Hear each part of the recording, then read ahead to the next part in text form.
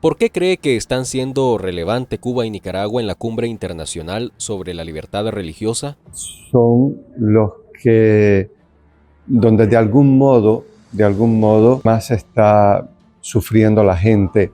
A ver, Cuba llevamos 65 años de dictadura y es un momento donde no se ve una salida, no se ve un horizonte, la gente no tiene un presente y no tiene un futuro. Entonces, el sufrimiento del pueblo cubano en este momento se ha incrementado porque a la falta de lo necesario para vivir se ha sumado un momento de una desesperanza, yo diría, brutal.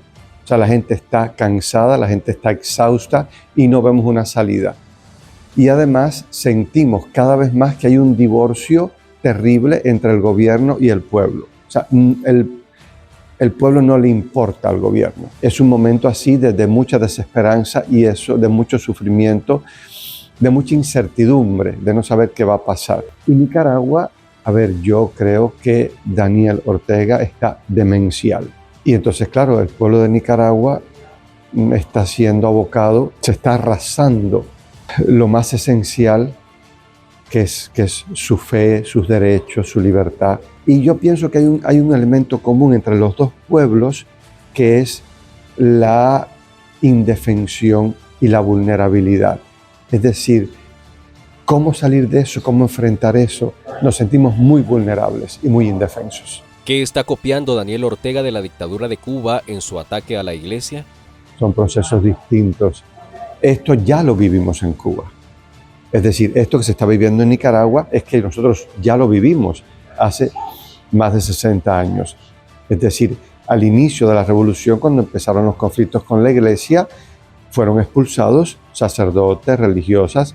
Mi diócesis, por ejemplo, tenía 70 sacerdotes y quedaron 6. No sé si tal vez la diferencia es que el gobierno sabe que el pueblo no los quiere. El gobierno sabe que son débiles respecto al pueblo. Es decir, el gobierno es consciente de que el pueblo rechaza el proceso revolucionario. Entonces, ellos no quieren en Cuba una confrontación directa con la iglesia, porque la iglesia en Cuba tiene una voz.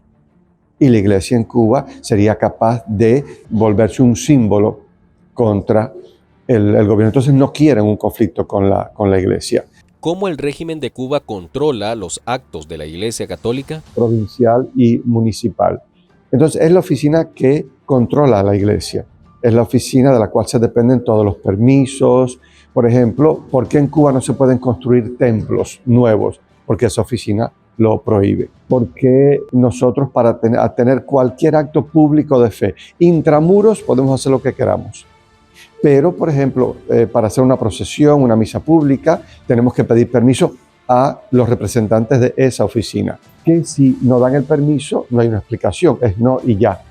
Y, por ejemplo, si uno pide permiso para una procesión, te lo admiten, pero a otra hora o con otro recorrido, no hay apelación. Eso esto o nada. Y es la oficina que continuamente intenta presionar a los obispos para que los obispos entonces traten de presionar a los sacerdotes, a las religiosas, que estamos tratando de alzar la voz y de decir lo que está pasando.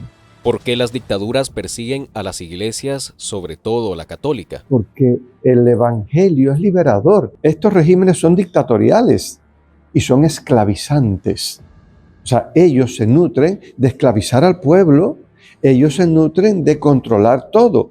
El evangelio, por su naturaleza, libera. Además, cuando una persona es una experiencia de Cristo, es que es imparable a la hora de decir la verdad, a la hora de actuar. Entonces, un gobierno totalitario no puede permitir eso. ¿Cómo valora la respuesta de la comunidad internacional al ataque a la iglesia en Cuba y Nicaragua? Me llama la atención y me entristece es el silencio y la pasividad de los vecinos y de la comunidad internacional.